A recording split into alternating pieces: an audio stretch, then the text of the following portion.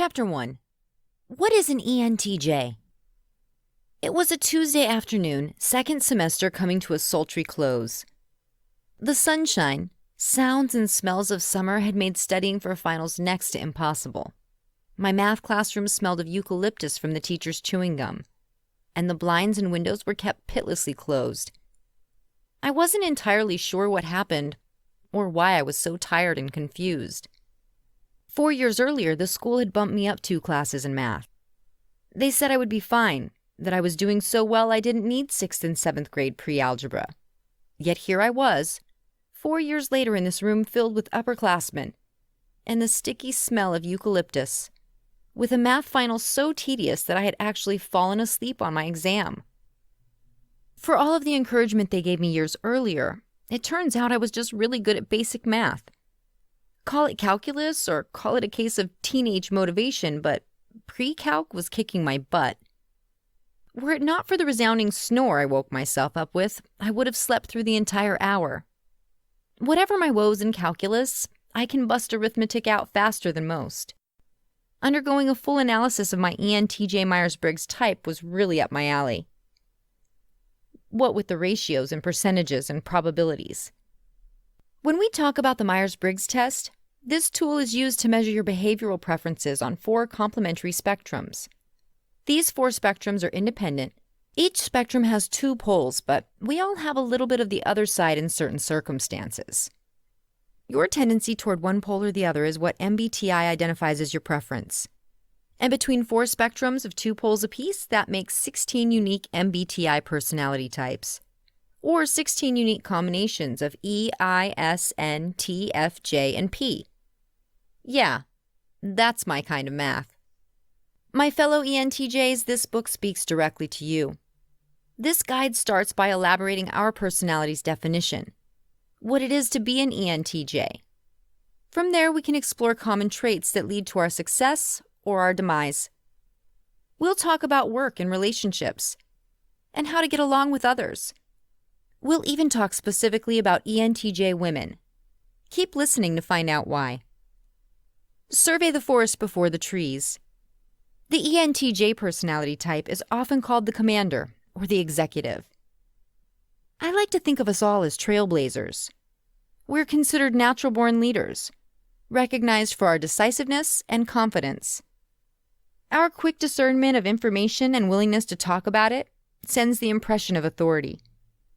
We can come off as intimidating because the weight we place on hard logic and our end goals leaves us with very little space to think about anything other than our destination.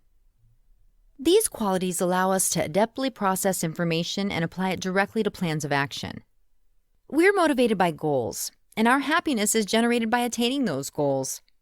And with our preference toward extroversion, we motivate or sometimes oblige others to move toward that goal with us. As trailblazers, we reap the benefits of our goal-mongering and natural divisiveness.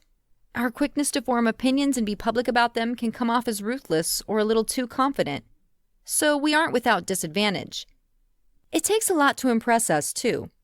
Someone needs to bring good information and analysis to the table for us to connect. Extroversion, our source of energy. Introversion and extroversion are actually constructs of psychologist Carl Jung, and the break of the whole fabric of our society into 2 camps. In the 100 years or so since he published the theory in Psychologische Typen, psychological types, the idea of introverts and extroverts has been pushed into cliches that sort of miss the point. Here's what Jung was really trying to say. Extroverts are energized by the external world, while introverts are energized by their internal world, everything within themselves. This doesn't mean that all extroverts like to party. This doesn't mean introverts don't like to talk. As extroverts, we do prefer to make our thoughts known, but that doesn't mean introverts don't have as many thoughts to share. Now, extroverts might like to party, and we might like to speak without filters, but that's not the only way we interact with the world. What Jung says about extroverts is that we're charged by the world around us, by small groups and large groups, direct interaction, and by simply being part of the throng.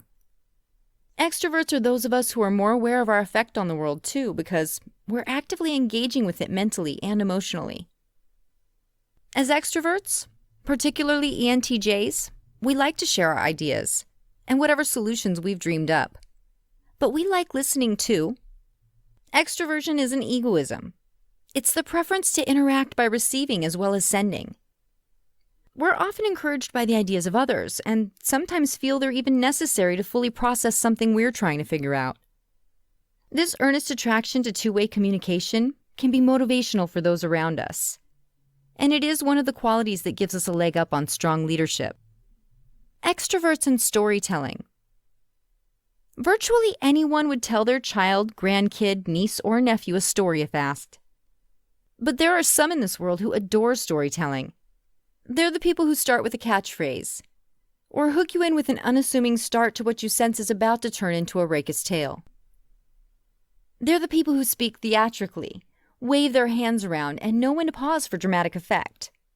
They can make you laugh or wash you over with the shared shame of an embarrassing tale.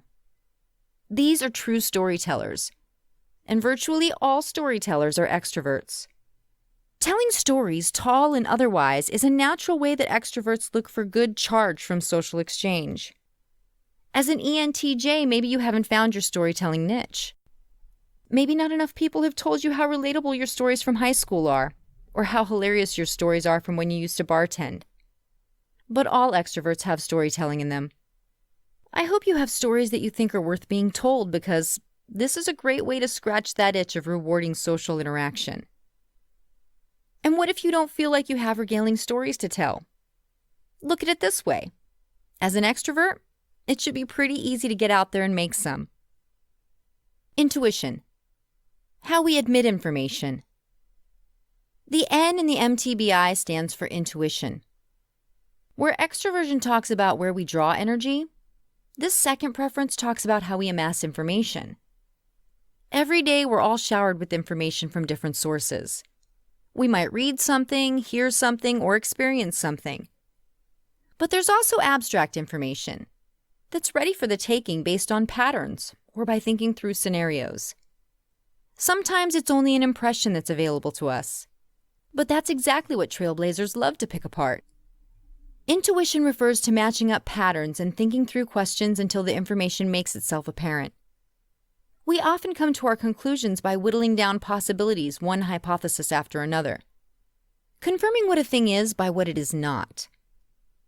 The other end of the information spectrum represents sensing, or the preference toward variable observation by sight, touch, etc. This is not to say that a preference toward intuition means we don't observe or use our five senses. Rather, it's how we focus our energy when looking for information. Intuition does not render us naive to the here or now and does not disable us from thinking concretely. We are just more inclined toward drawing conclusions ourselves, whether or not they're verifiable. Are you drawn to abstract thought over concrete? Do you enjoy speaking in metaphor? As intuitives, we aren't satisfied with what a thing is. We want to know what it means. And if a question comes up whose answer could never be seen or touched, we're the ones to find the answer. Intuition and planning. Processing data and actively seeking information through impressions gives ENTJs a certain ease in planning, both short and long term. The future is always abstract, but abstract is where we intuitors like to muse. It's the intuitive person who thinks with the greatest clarity about the future. Some intuitors might be more spontaneous, while others might weed through impressions to get a sense of closure on a question. But we all tend to focus on what we'd picture on the other side of the curtain more than the color of the curtains we're walking through. We often feel like the facts only exist to feed ideas or to give us a platform from which to launch. And once we have that launching pad in place, we can rocket through the theory to plan to success. Thinking. How we make decisions. After identifying where we get our energy and where we look for the information, next comes from where we make decisions. ENTJs are thinkers as opposed to feelers. This does not make ENTJs more intelligent, nor does it mean we don't have the emotional reactions to the world around us. What this means is that we prefer to make decisions based on objective fact more than how it makes someone feel, even when that someone is us. The decision-making spectrum might be the most difficult to get a read on because whether we consider emotions or not depends much on the situation. You might make decisions more objectively at work than at home. You might be more concerned about someone's feelings if it has to do with their dog. On a whole, though, ENTJs favor decision-making rooted in principles or fact. By making decisions based on principles, we tend to notice inconsistencies in others. Reacting to someone else's decision, you might find yourself frustrated if you perceive inconsistencies that ignore the facts at hand, or if a decision contradicts a standard that you thought was previously understood. We often feel truth is more important than tact.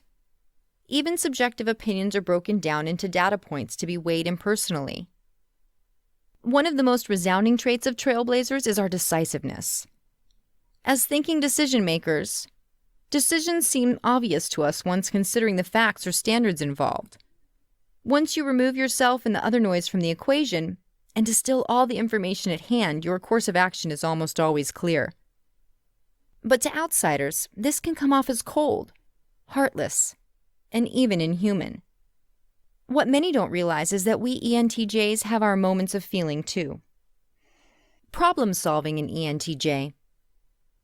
Sometimes we come up short, we make a mistake, or we struggle in something we set out to do. Maybe we just made a bad decision. ENTJs have an advantage in recovering and learning from our blunders, in that negative consequences are simply plotted as another data point to take into consideration. We see it as a trial and error testing, looking at the whole of the decision we took and the feedback we received.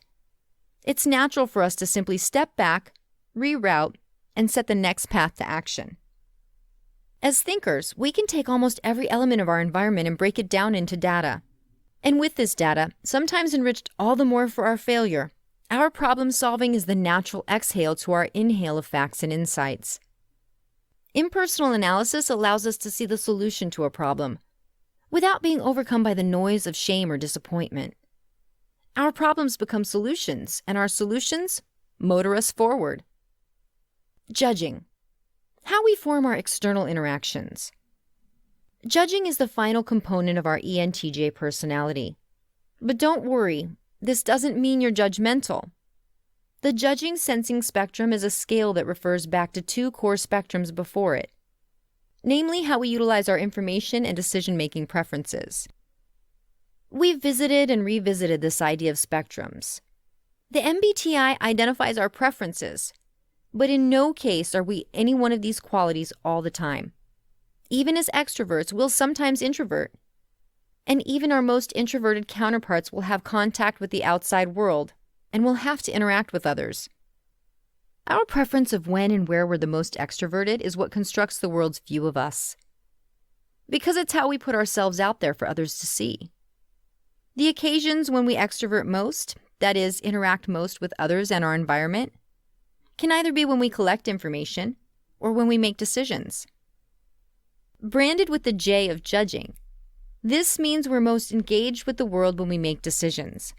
You might feel equally engaged while gathering information, but the preference others pick up on is how and when you like decisions to be made. A perceiver, on the other hand, makes decisions after a more extroverted engagement with the information gathering process. The first three MBTI spectrums compose our decisive nature. But it's our way of interacting when we make decisions that paints the pictures others see of a trailblazer. Being decisive doesn't mean being closed to new information. As soon as new information is presented, we're equally adept at cataloging the data and making a new decision as necessary. But as far as others see, we're always working toward that checkbox of decision made. Judges at work. This preference toward judging and decision-making has a huge impact on our capacity to lead. Inside, we're very flexible. We have the extroversion to seek input, the intuition to draw connections and see abstract conclusions, and the thinking preference to make decisions impartially. Judging adds more weight to our impersonal decision-making in the public eye, rendering a machine-like reputation that we're focused on tasks, decisions, and outcomes. Even so, judges are perceived as inflexible at times, as though the satisfaction of crossing off tasks, completing work before play, and getting decisions off the drawing board is too much for us to pass up. Razor-sharp decisions can be intimidating to see come down, but we bring the blade down with precision.